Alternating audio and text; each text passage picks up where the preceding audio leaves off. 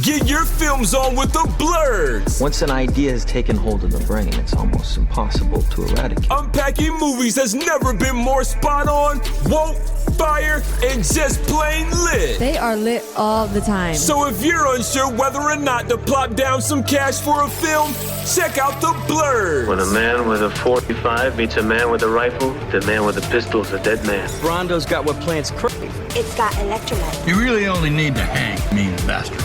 But mean bastards, you need to hang. Don't say you weren't warned. Hello and welcome to episode 218 of the Film Blurs. I'm Jeff Stewart, aka Uncle Jeffrey, and I'm joined here as always with my friend and co-host. What's up, ball bags? It's Brandon Norwood. Before we jump right into the show, I want to give a shout out to I wish I got your name. Shout out to the dude who came up to me and said, I love the podcast. Thank y'all for listening. I appreciate that. My bad, dude. I was zooted and my mind was on other things because Jeff, I bought the wheelchair spaces next because I like sitting in that, my favorite seat is a companion seat. Right. Mm-hmm. And if a wheelchair person shows up with a companion, or if they want that seat to move out the wheelchair to the seat, you got to give it up. So I buy the wheelchair spaces. Right. So that's why my mind was just, and I'm sorry for acting awkward, but that's where my mind was. I was zooted and then I was just worried about that. Right. Because that's $50. So once it hit, or showtime was at 10 a.m. Once it hit 9:58, I was like, all right, let me refund these. Nigga. As soon, right? Nigga. 5 minutes later, this white couple walks in with folding chairs that the manager gave them and sat on folding chairs for the entire thing. And I'm like, bro, those folding chairs, because they make them with padding now. Right. These were unpadded folding chairs. And I'm like, you niggas are really going to sit on this shit. For almost 3 hours. Yeah. For over 3. Here's my thing. Yo, I didn't realize, because when we're in that theater and I see people sitting in those folding chairs, I'm just thinking, all right, they brought folding chairs. I had no idea that the movie theater supplied those. Well, those were the only seats left, were those 2 handicap spaces I refunded. Mm-hmm. So I'm guessing because people have been admitting to doing this, is going to the theater and standing either on the kiosk or on the app and hitting refresh up until 5 minutes after showtime. Okay. And I'm like, for the dude, I was like, yeah, I would get a dude doing that, but why would you drag your girl? Yeah, maybe she's a cinephile too. You don't know. Yo, Jeff, I would never in my life do some shit like that, though. I mean, look, maybe the sex is that good for either of them that like she maybe not that, right. But I'm talking like in general. Go to the theater and hit refresh for a seat that I have a 99% chance of not getting. I mean, some people have no time. Right, like some people have too much time on their hands, right? Especially in New York, man. Right, like if I had the time to do that, like what happens if you don't get the movie, right? So like, you spent all that time, the subway fare, getting up there. Yeah, so I mean, you definitely have to have a plan B with that. And my plan B would be see it in regular 70 millimeter, but now even that shit's hard to get into. Or, just plan better. That could be your plan A or your plan B. Nigga, before the movie started, these 2 fucking kids came in with lawn chairs and they were high-fiving each other, and we were all sitting in the theater laughing because they were like going like this, posing, taking selfies with the lawn chairs. They were so happy they brought their own lawn chairs to sit in the handicap spaces. I mean, good for them. Good God. I don't know, man. I'm gonna send you the picture right now. That shit was hilarious. Like, you could see the fucking laugh on the lady's face who was sitting right next to them. I was like, I've heard of people doing it, and I saw pictures of people doing it, but it's one thing to see it actually happen. You know what I'm saying? Right. In real time, where I'm just like, yo, yo, yo. Ah, man. Let these motherfuckers live, I guess. I don't know. Shouldn't they be like preparing to go back to school, reading some books or some shit like that? I don't know. Yo, this shit is crazy. So I just sent it to you, dog. This shit is crazy. And like the brightest color too. They're not even trying to like fake the funk. They got neon green and blue chairs. And this kid is pale as fuck. He stands out. This is how it is till September 19th.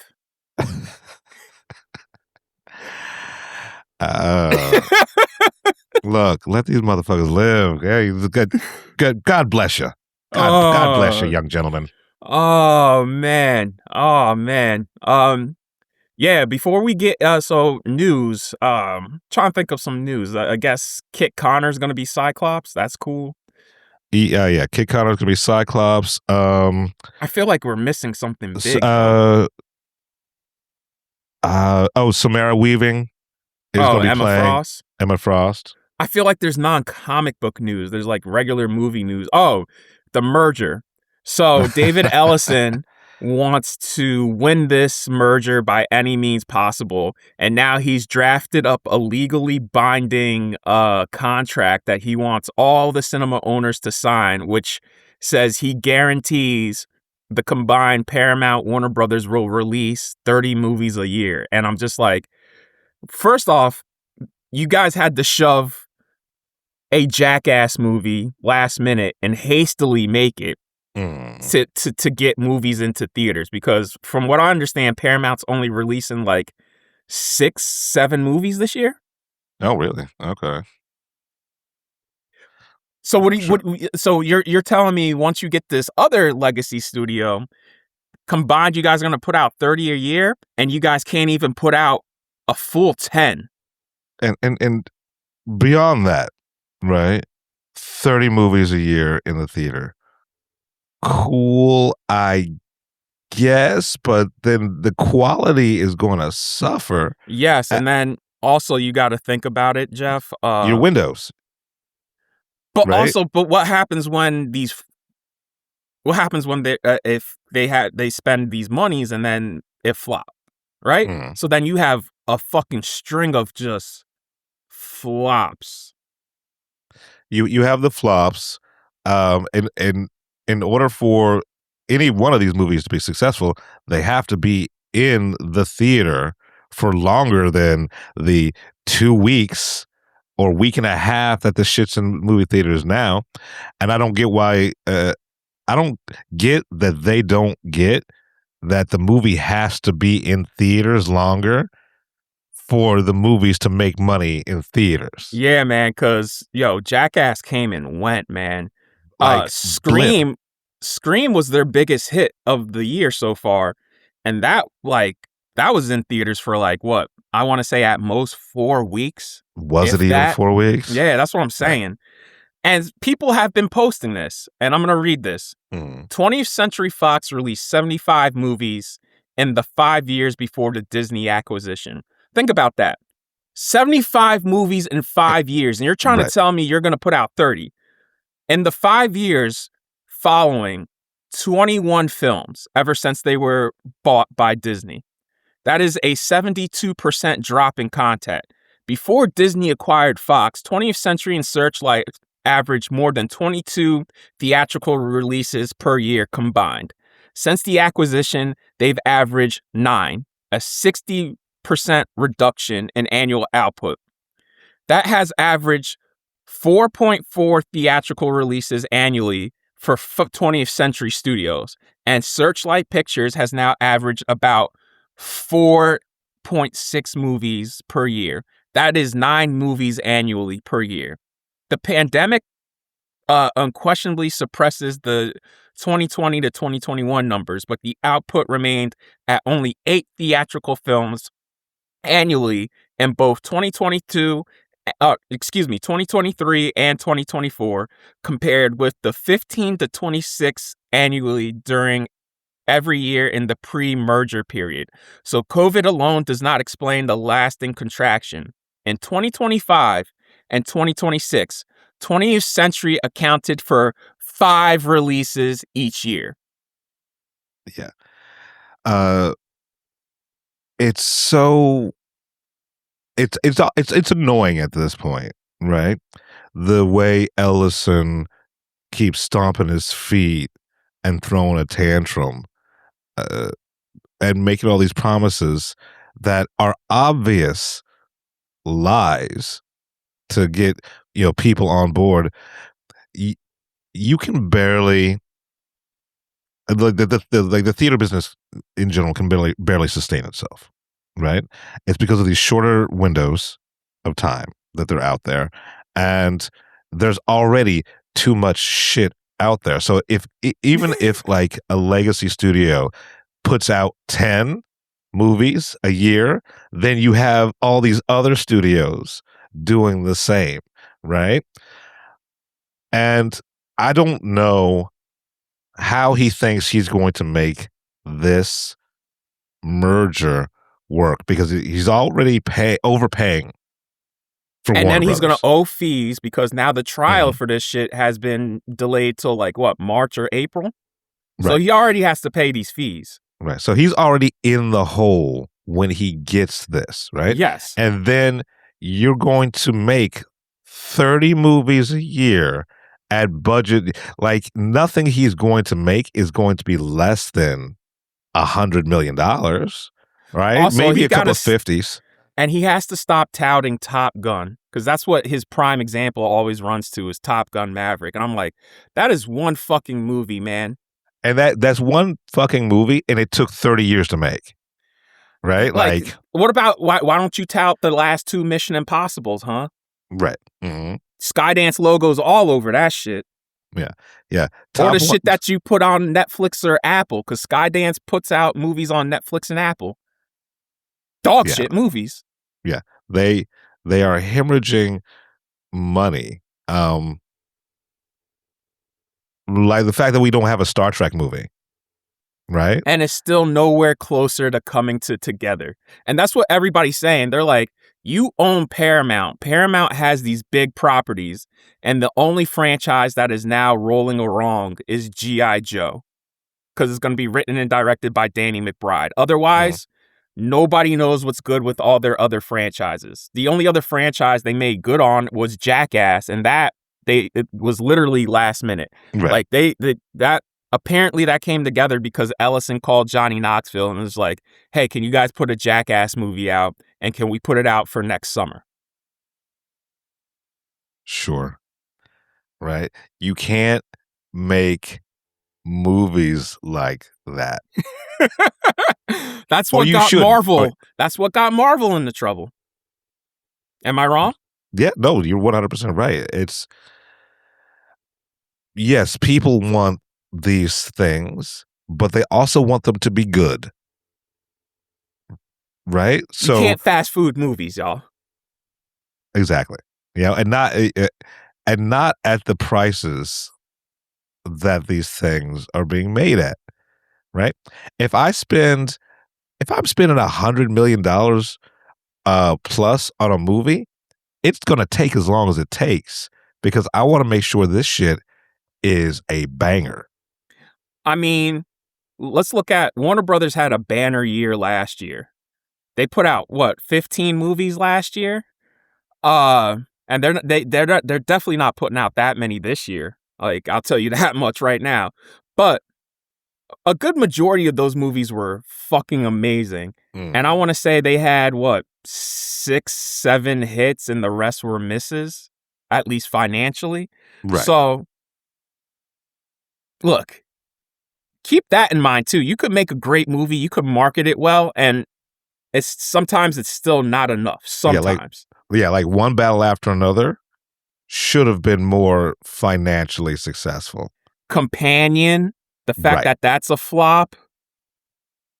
You know what I mean? Same with Mickey 17. That was a flop. Where were y'all for that? Right.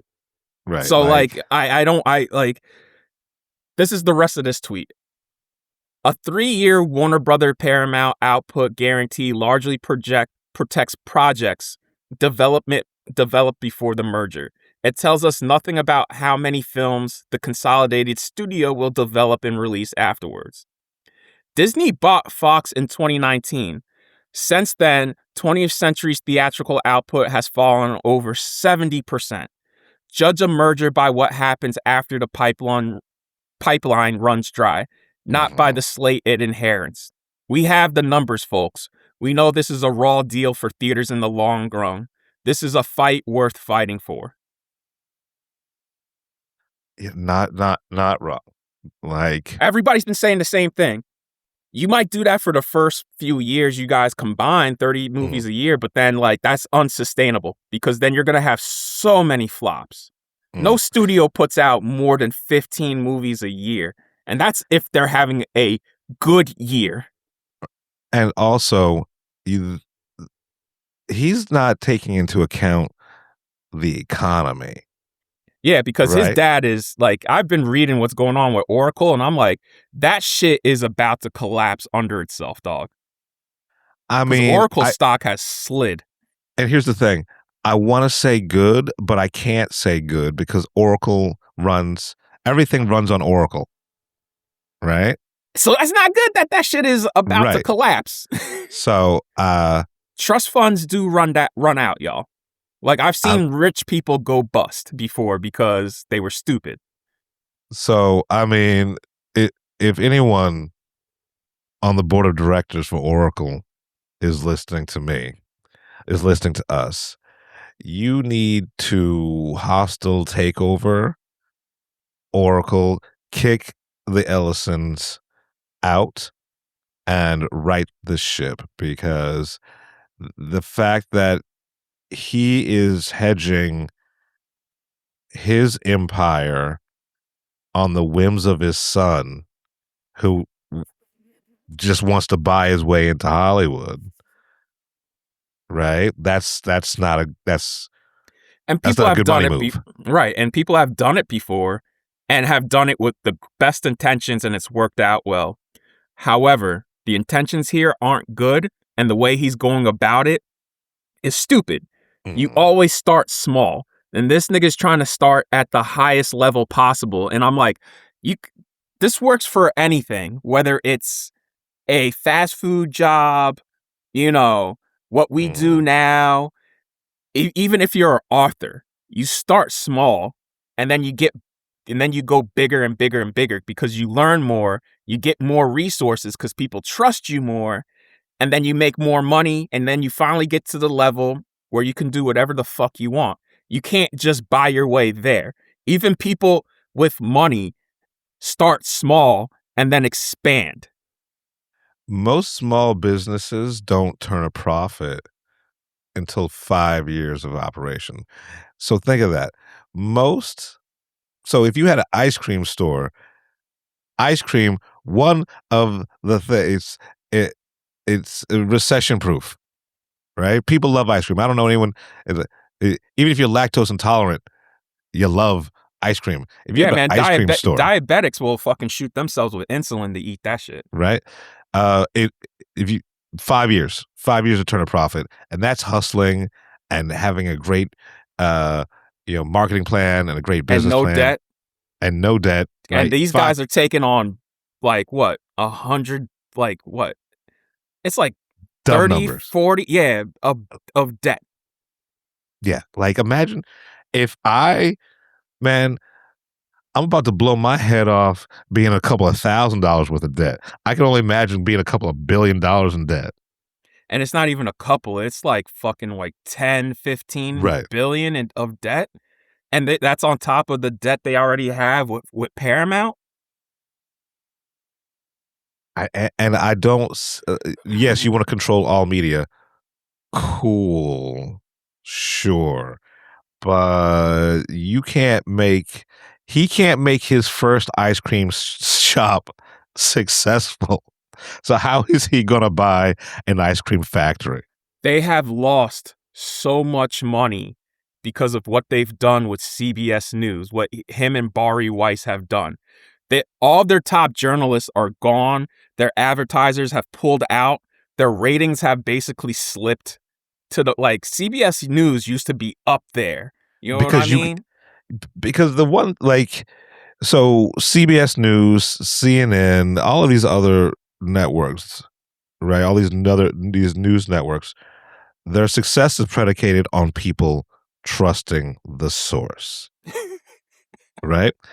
And being honest and accountable and forthright. If I can't trust my news to be fair and balanced, then I'm not watching that. I have not watched CBS in 2 years. They've killed stories, y'all. They've straight up killed stories and segments to the point where now respected journalists are just like, I'm out of the game. I'm just out of the journalism game, period. I don't know. Why would you let the person who runs the Free Press, a very fringe news outlet, and give them access to one of the biggest news and most respected and award-winning Peabody award-winning journalism? That just, and y'all expect and the people at CNN, because he keeps saying, oh, my political affiliations are going to have nothing to do with CNN. CNN's going to keep running the way it is. And they're like, we know you're lying because we're seeing what you're doing right the fuck now, man. And he's straight up said Bari Weiss will be running CNN too. So she's going to be running CBS and CNN? How's that make fucking sense? Yeah, so, I mean, that... She can barely run CBS as it is now. Yeah. And someone who has obvious and documented far-right leanings. And it's not even that. It's not even like far-right leanings. She'll just bend over for the far-right. That's what it is. Right? And they don't even like her because Bari's a lesbian. There's two things that the far-right movement doesn't like. That is Jews and lesbians. But now they do like Jews because... Guess what, Bari, you're both.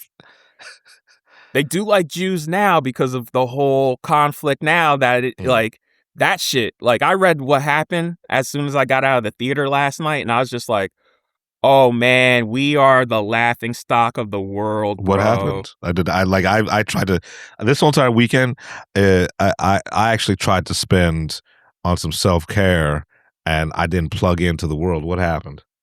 Iran said negotiations will not be happening ever again. They're like, we're tired of trying to make peace. We're tired of trying to end this, and every time we do, it starts back up again. So it's a wrap.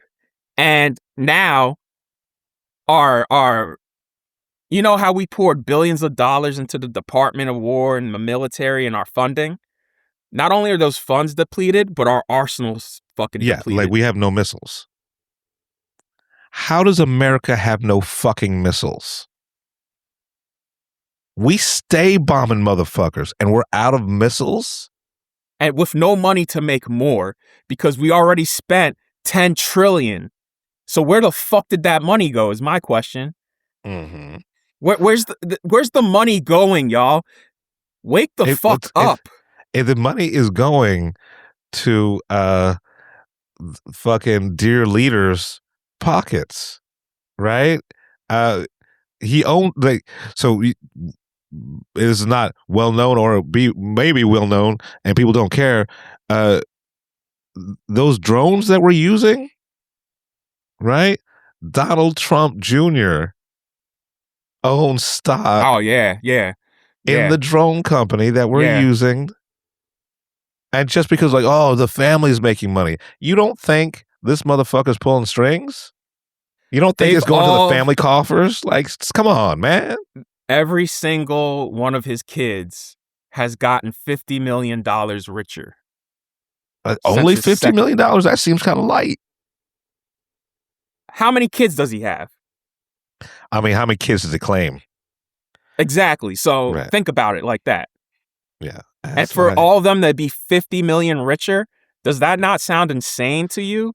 Right. And he himself has made, they said, over $1 billion since taking office. When the annual president is supposed to make like what, 500,000? Is that 300 to 500? I think somewhere in there. Yeah. Yeah, get the fuck out of here, right? Like, I don't even know how we got on this subject. It's just like it's all fucked. It's this merger, man. Yeah. Merger that's also using Saudi money. So we're gonna have foreign company having their own interest in this shit too, and that's if they don't pull it, because they're getting bombed the fuck out too. Like, I really do expect by the time we hit November or October, the Saudis are gonna be like, yeah, we need this money for our own shit. Right. And like and we know that the Saudis they love free speech. They don't kill reporters at all and send assassination teams to cut up bodies. Right? So them buying into one of the most storied news entities on the face of the earth, that doesn't concern me at all. I said with sarcasm. I'm at the very least, I don't think this deal's gonna happen, just because now that the judge threw this case till next year. Yeah, I mean, look. Either way, the Ellisons are gonna have to pay money that they don't have. Yeah, and we're all going to suffer for it. If they buy it, we're gonna pay, right? We're gonna suffer. And it's gonna be like what, 5-6 years time where they'll be like, oh, we have to offload the studio, right? And because he's pissed at California. Sorry, Jeff, I'll let you continue in a second. But as soon as he's trying to leave California because he's pissed at California, and I'm like, to move 2 studios out of California, not cheap. Like, I know the state they're moving to promised them like rebates and concessions, but you're going to move to like Kentucky or Tennessee, some shit like that. You're going to move all of Warner Brothers, the back lot that's been there for 100 years. The Paramount backlot, that's an iconic studio too. Right? You're going to move that to Kentucky. You're going to build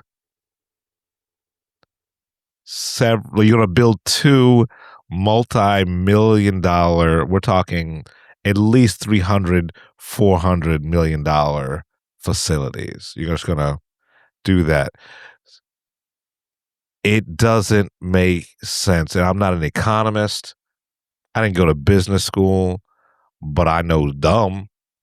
And this is fucking dumb, right? So if they win, the world suffers because we have now a bootlicking, ass-kissing nightmare factory.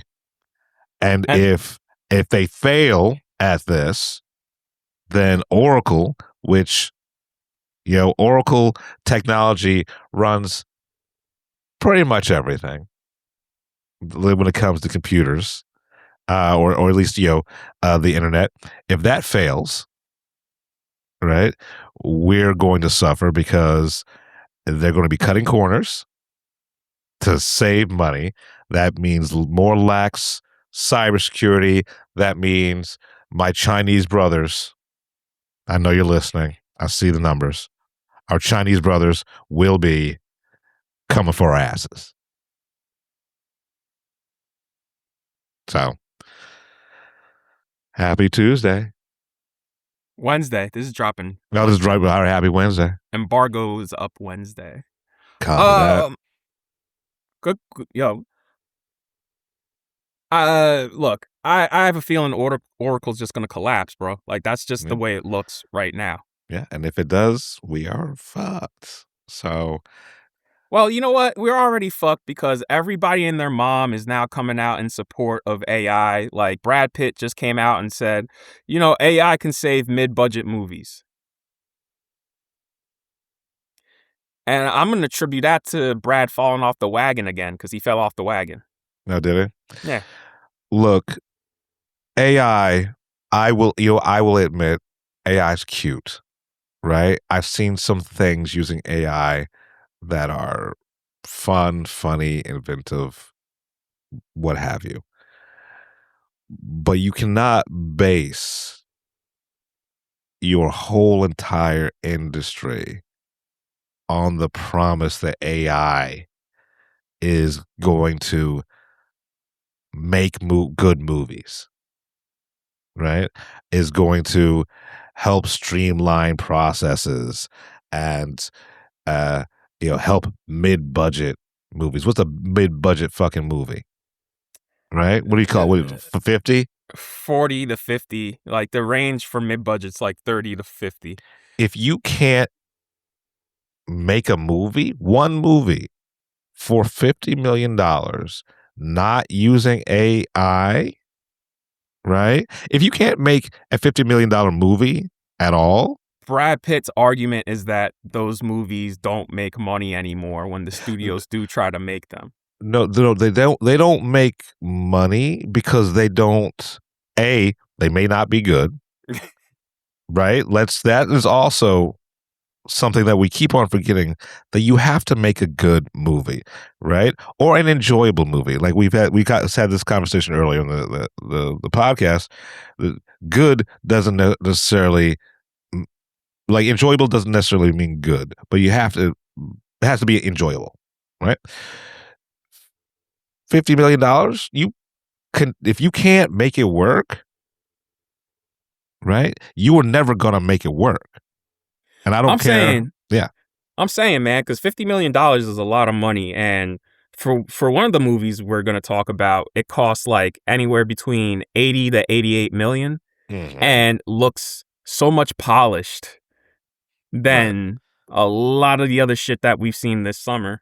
A lot of the shit we've seen this summer, and better than the tentpole movies in this fucking genre. Yeah.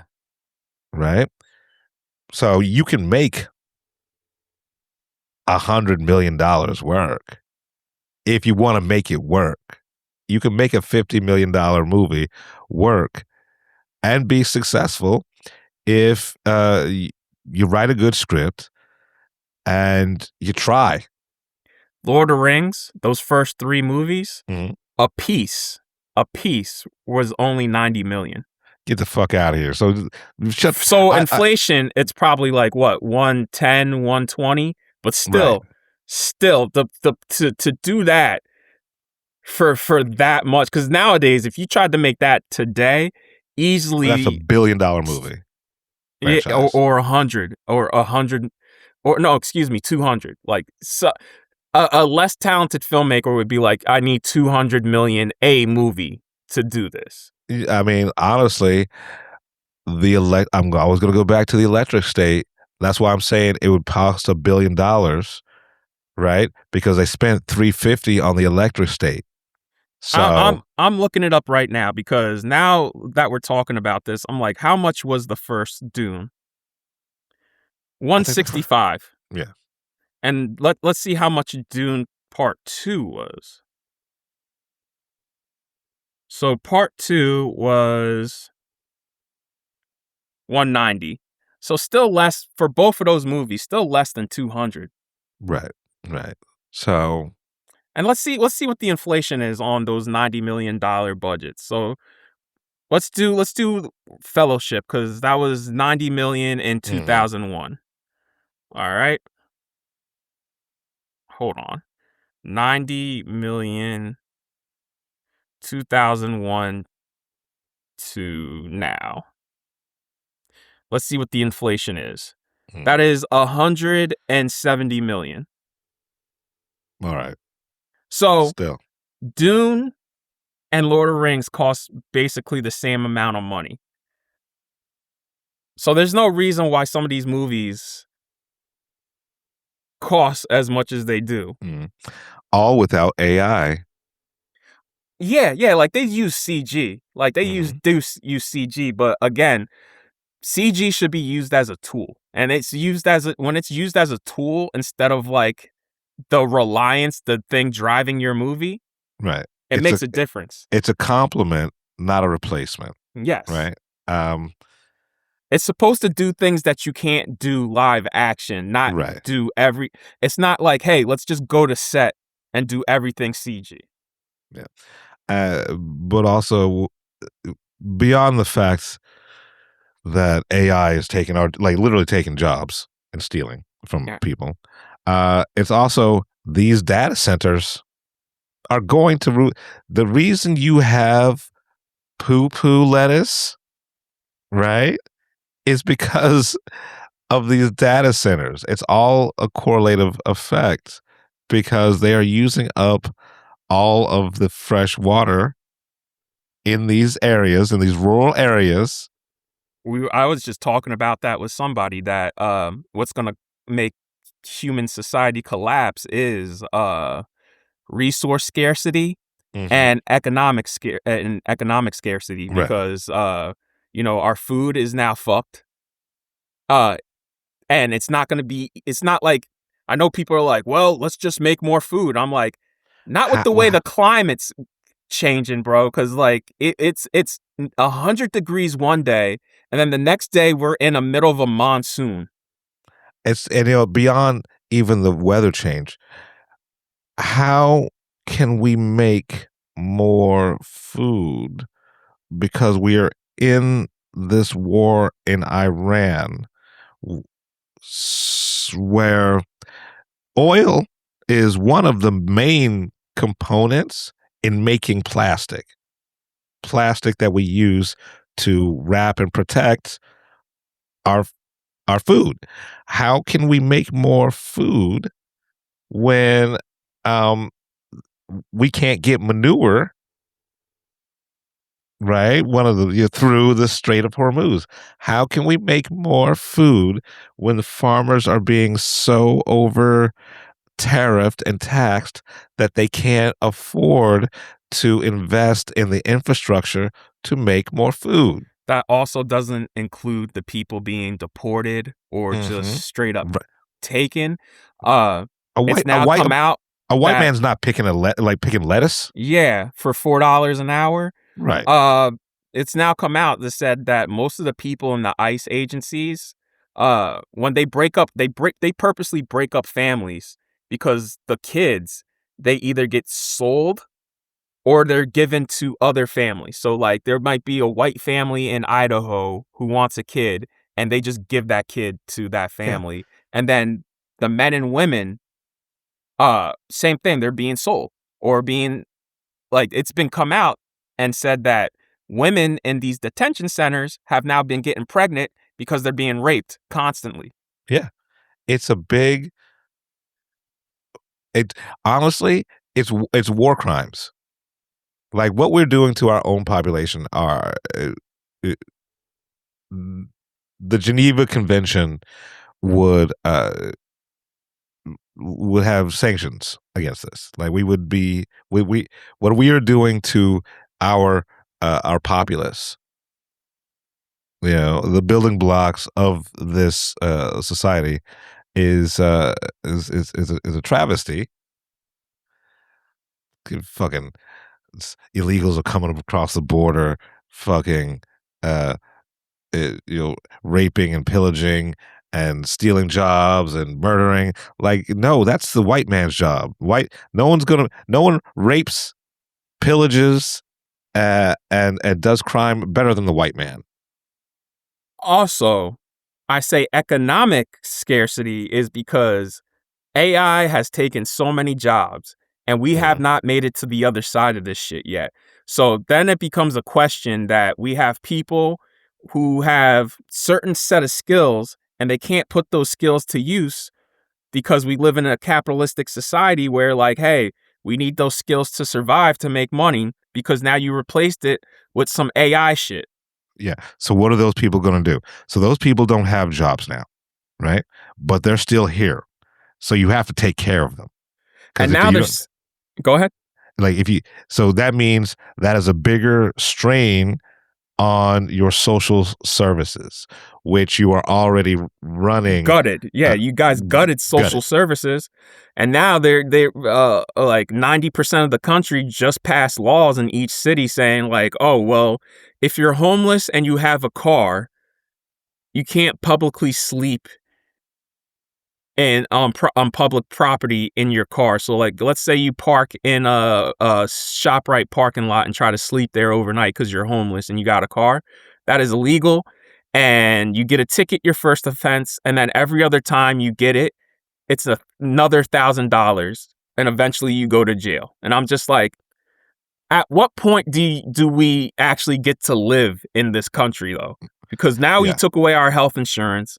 I'm about to start paying student loan money that I don't have the money for because, I had a certain set of payments set up. And because now Trump's like, oh, well, you're paying too little. Now I got to pay more for money I don't have on top of me losing my health insurance. So I don't know. So I'm at a point now. I'm like, well, when do we get to live? Isn't this land of the free? I mean, look, it's functioning according to design. The whole entire homeless in the car thing, right? Eventually they're going to put you in jail. Guess what that feeds? The prison complex, because that's prison slave complex. Yeah, because when you go to prison, you're basically a slave because you work for $3 an hour, while the companies who you work for, who privately own the prison, they're making money.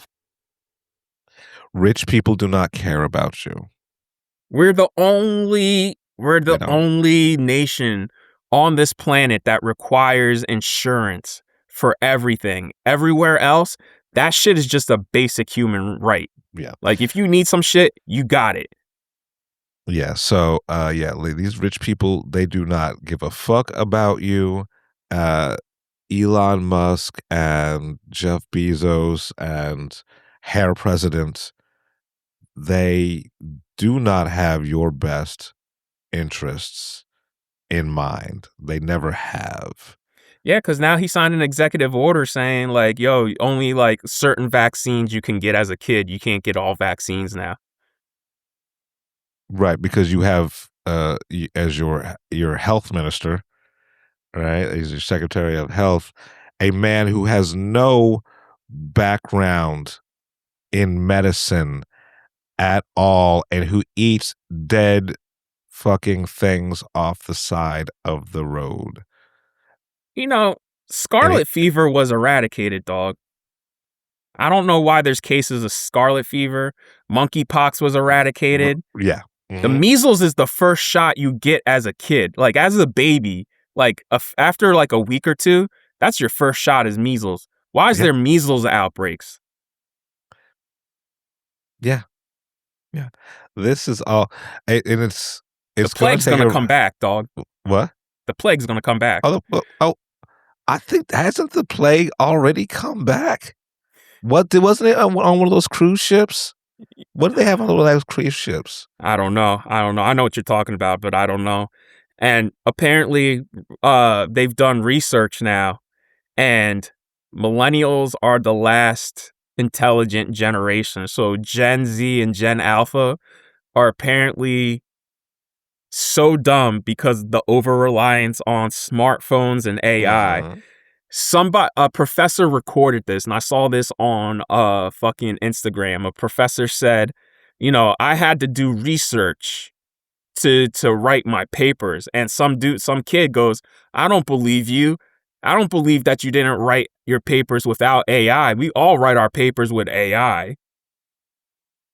Functions according to design. They are trying to make the populace dumber so they're easier to control. So they vote for people like Trump. So they watch Fox News. And so they drink their 18 types of Mountain Dew and then get diabetes and then have to feed it, then pay exorbitant prices to live, to go to the doctor, and rack up medical bills that they can't pay. So they have to work more, right? Credit scores were only invented in 1985. Yeah, this is a shell fucking game, right? And we're all the losers. We need some. We need some French democracy. We need. I'm not calling for this, but I'm saying, in our own, our own founding fathers said sometimes the tree of liberty needs to be watered with the blood of patriots and tyrants alike. I mean, Let's this country was founded on the separation of church and state. And now the shit is so intertwined because of money. Right. And here's the thing, right? Everything these motherfuckers are saying goes against their own fucking, like, if you look at the Bible, it's all, well, the second half is all peace and fucking love. Love thy neighbor, like they, open your doors to the foreigner. Right? Washing feet, feeding people, right? It's all written right fucking there. This is why I love the Odyssey, bro. Zeus's law. Right? Like, so we don't have Zeus's law, we have Jesus's law, and you are fucking up Jesus's law. Right? And you call yourself a fucking, if Jesus was real today, same thing would happen, bro. They would crucify him in the streets. Right. Like, Jesus was a brown-skinned man who didn't speak English. And was just curing illnesses, giving out food. He's like, oh, y'all niggas need fish? Here's some fish. Y'all niggas need bread? Here's some bread. Oh, y'all only got water? There's no wine at this party? Here's some wine, baby. Right. And what like they do? He would have been Jesus would have been assassinated. They wouldn't even bother to, like, if he was around right now, the second coming, right? There'd be a Proud Boy in the fucking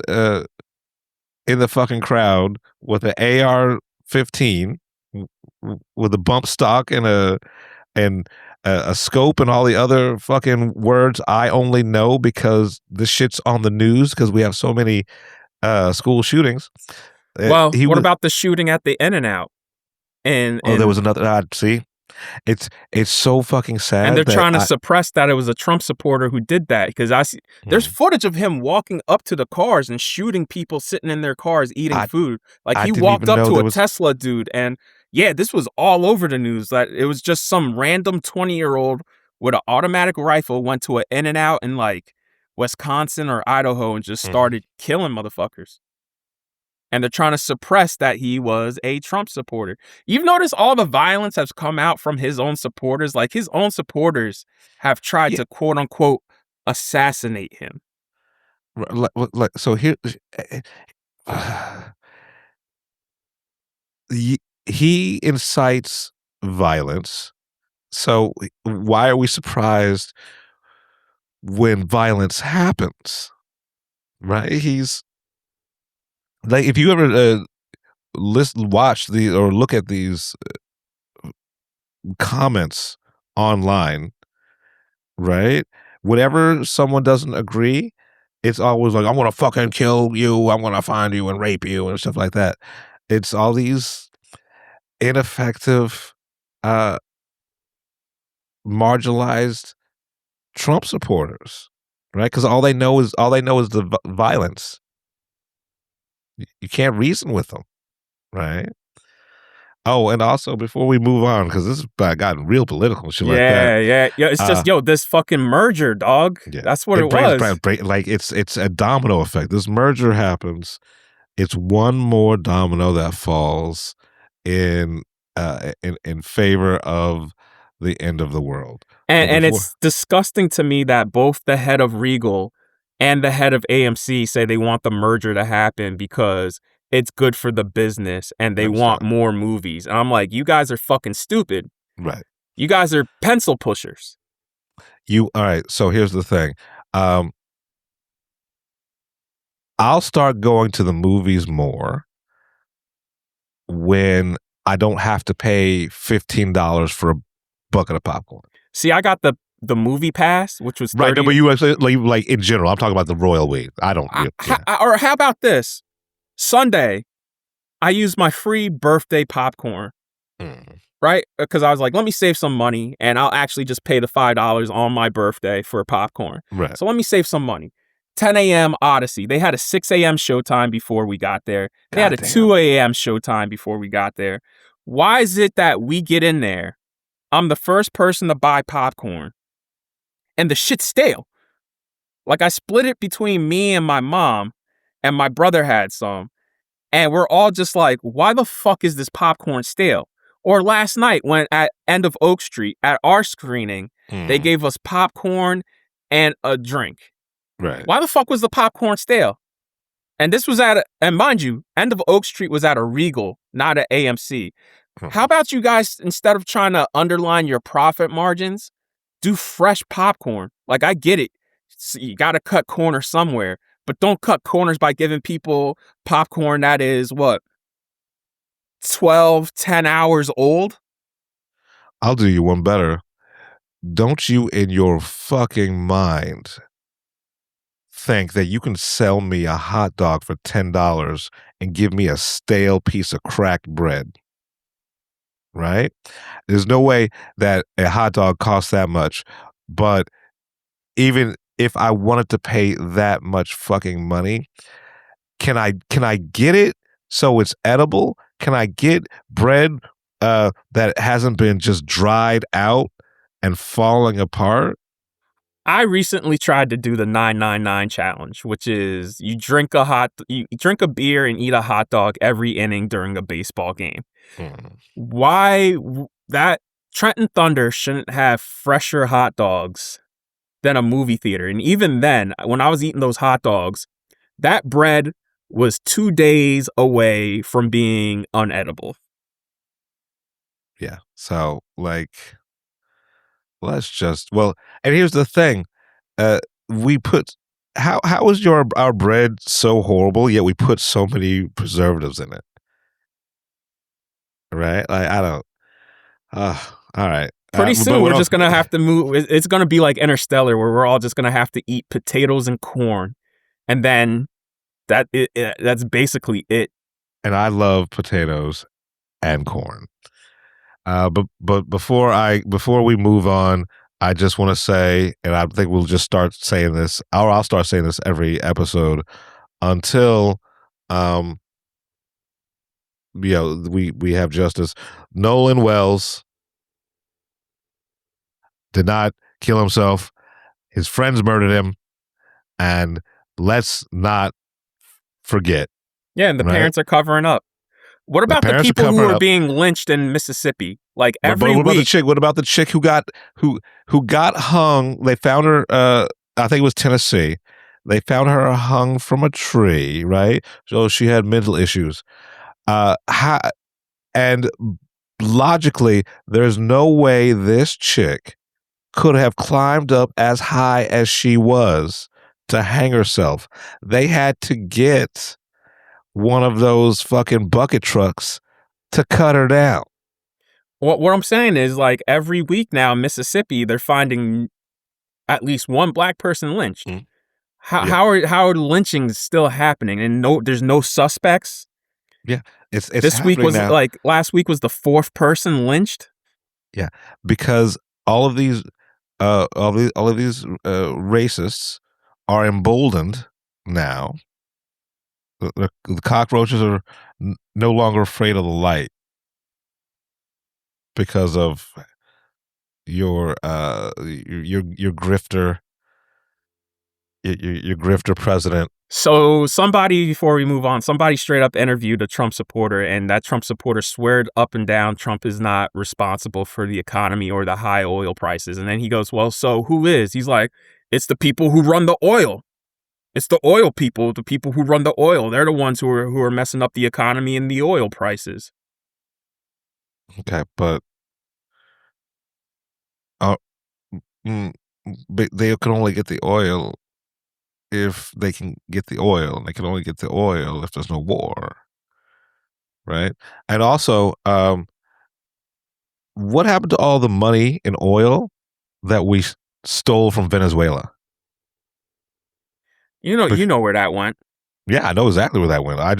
I want people to realize we straight up robbed another motherfucker's house.